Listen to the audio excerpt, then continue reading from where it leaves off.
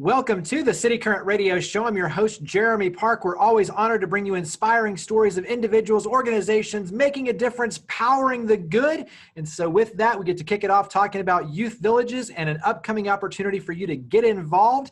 Here with us is Katie Jones. She's the Director of Development for West Tennessee with Youth Villages. Katie, how are you doing? I'm good. How are you, Jeremy?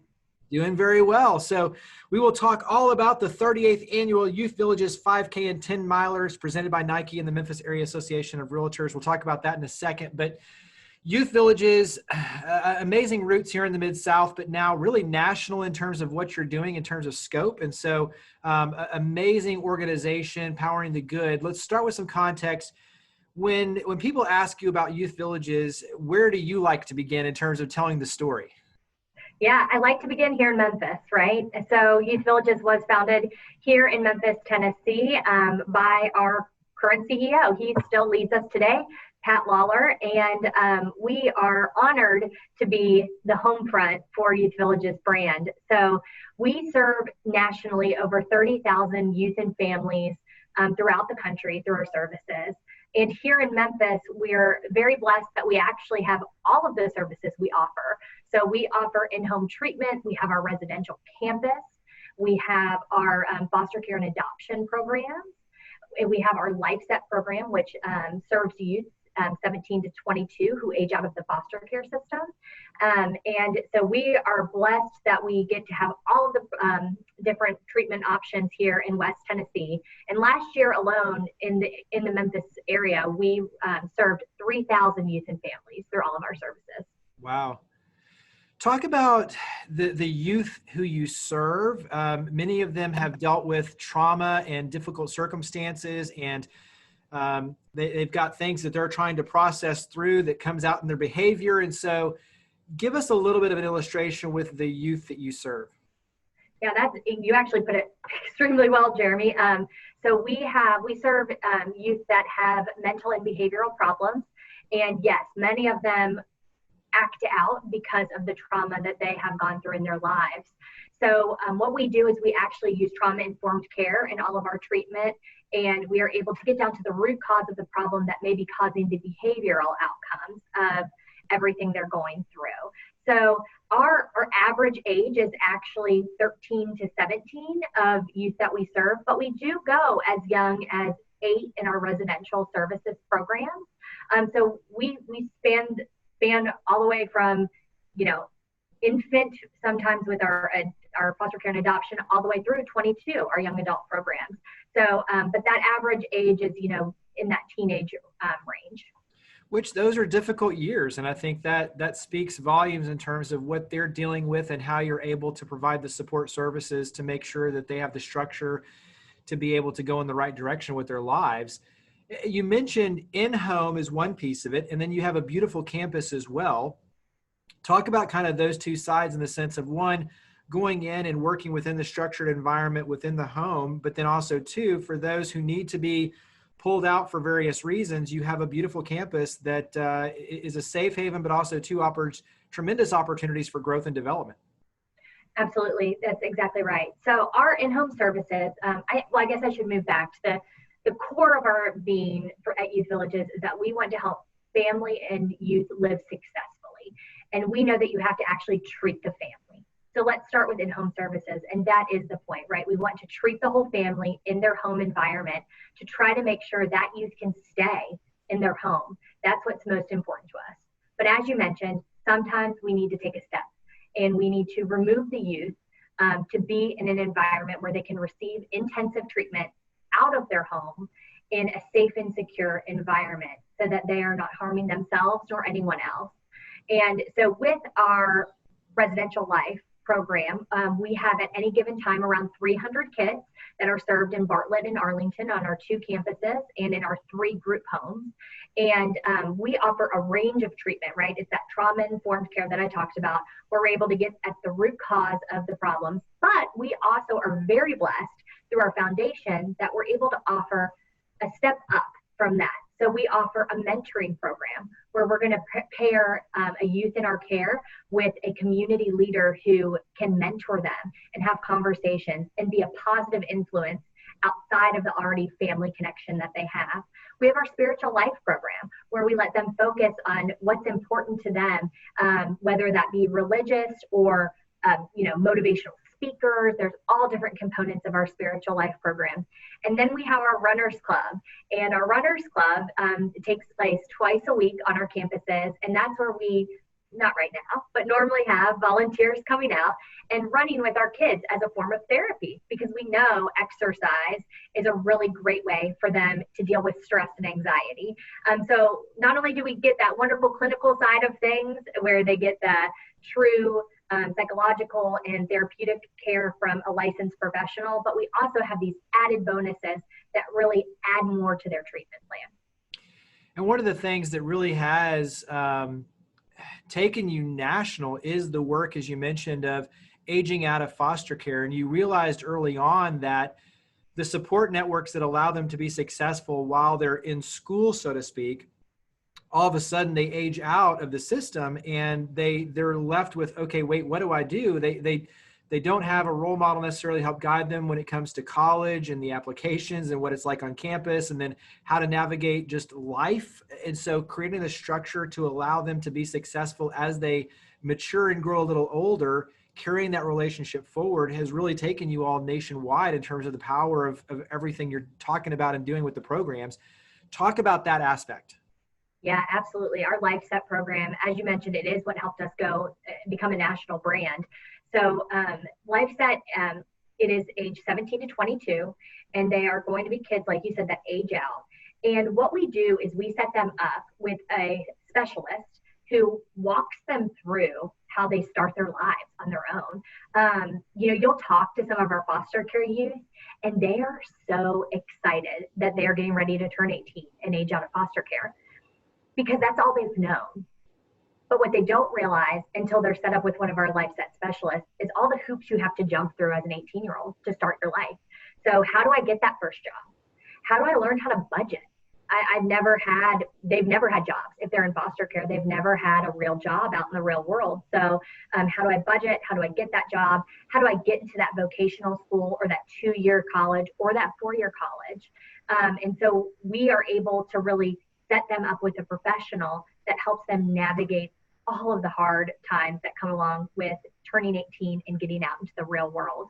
Our success rates are phenomenal for our youth who enter our LifeSet program. It is an optional program, so it is offered to everyone in West Tennessee who ages out of the foster care system. We work very closely with DCS to find those individuals and let them know about our services and get them signed up. And then we just work with them to make sure they are ready to go. It's actually quite interesting. The statistics are staggering. If a youth ages out of foster care and they don't have our services, what that means for them. Most will become homeless in the first 4 years. The remainder end up living in poverty for the rest of their life, about 50%. So our services give them about an 85% success, sure that they're ready to go in setting themselves up for the rest of their lives. Yeah. And I think, all of this paints the context of what we're about to talk about next, this opportunity to get plugged in and to support your efforts. But I think it's important to understand when you talk about the work you do, the importance, the life-changing element of it. This adds the context to why it's so important for all of us to participate, to support your efforts, so that in the end, you're able to lift our community. And especially these are our future leaders. This is our community. And so I think that's where, once again, just the power of transformation, not only individually, but collectively as a community, is so important, the work that you do with Youth Villages. So let's switch over and talk about the 38th annual Youth Villages 5K and 10 miler. It's presented by Nike and the Memphis Area Association of Realtors. And so talk about the longstanding legacy of this. This will be kind of a new adventure in terms of going virtual, but give us a little bit of history and for the importance of this event. Yes. So we are the longest standing 5K in Memphis history. So we're very proud and are excited that even though we had to go virtual, we didn't have to cancel our race this year. So this event started back in 1982 with Cry Like Realty and Amy Lithicum. She actually was a volunteer at what was Boys Town, which is now our Dogwood campus. And she wanted to just get realtors involved. And so she was a runner and she thought of this great event, and she's still involved today. She's still on our committee. And so, we have been doing the event with her and all of area Memphis realtors since. And so what we did, we've raised about $2 million in our lifespan. And previously the funds were used to start our walking track, our Bartlett school on our campus so that our kids could have a dedicated school space, a cafeteria, cottage renovations for our residential campus. And now the dollars raised go towards helping mostly our LifeSet youth, because that is the program that we fund the most out of the foundation. So let's talk about, as you mentioned, this is going virtual. So it's an opportunity to me that's actually exciting in the sense that even more can participate. It makes it very convenient and easy. So talk about the move to virtual and what that means. Yes. So we decided to go virtual about 2 months ago and have been working hard ever since. So we are working with Best Times, and we will have an app that you'll be able to use to track your times. The race, which was normally a day, is now going to be for a week, right? So we got to have an extended amount of time. So it's September 5th through the 12th. And you'll be able to submit your time so that you can place in your age group. And what I think I'm most excited about is this partnership we've just got with Shelby Park Farms.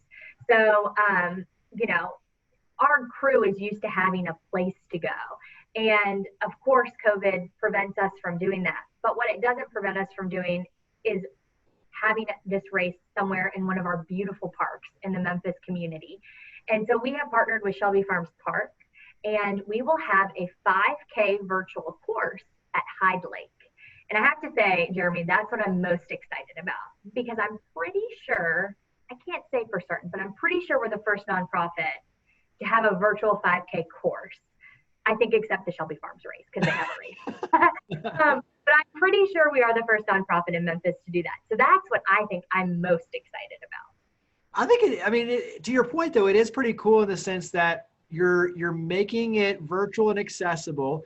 You're extending the timeline, September 5th through the 12th. So now instead of a one-day piece, now you have an elongated opportunity to engage more people and make it convenient. And then to your point, you actually have a virtual course that you can navigate through and feel like you're a part of the physical experience. So you're giving them the virtual experience and the physical kind of all together, which is a unique combination.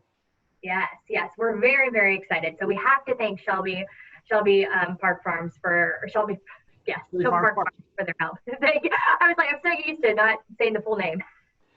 So how do we sign up? Because obviously it is a fundraising event to support your efforts. So talk about that aspect in terms of signing up. And you mentioned the app, obviously, but how does it work to contribute and be a part of really helping your efforts? Yeah, so it's really easy. You just go to youthvillages5k.org, and it will take you there, and you can either donate if you're not a runner. You can just donate to us, or you can sign up. And we have 3 different options. The first is a spirit runner. So if you're not a runner and you don't feel like doing it on your own or at the park, you can sign up for $20, and you're going to get one of our fabulous Nike t-shirts for the race. And then for $25, you can sign up for the 5K, which will get you your medal, your 5K medal, and your t-shirt. And then our 10K is $45 for the specialized 10K medal and the t-shirt. So that makes it easy. Very easy.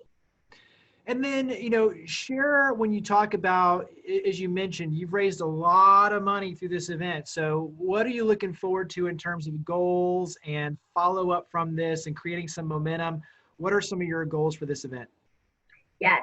So our goal is we would like to raise close to what we did last year in 2019. So we would like to get close to $50,000. Right now we're sitting at 25.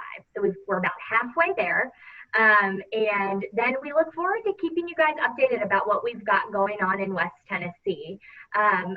We have a great team here in West Tennessee, and we have some fun things that we have planned even during COVID for virtual volunteer opportunities, or to get engaged in our Soup Sunday event that is usually in winter of every year. And so we can keep you updated on all the great work and stories we have coming out of Youth Villages in the Memphis market. Well, the last question, the easy one, is talk about website. You mentioned the website before, but website, social media, phone number, where should we all go to make sure that we're involved? Yes. So youthvillages5k.org for this event, or if you just want to learn more about Youth Villages, youthvillages.org. If you want to reach out to us by phone, that number is 901-251-4827. You can follow us on all social. So we're on Facebook at Youth Villages. Instagram is also at Youth Villages. And we would love to stay connected and let you learn more about our wonderful mission. Well, Katie Jones, thank you for all you and your team do. Greatly appreciate it, and appreciate you coming on the show. Thank you. Thanks for having us, Jeremy.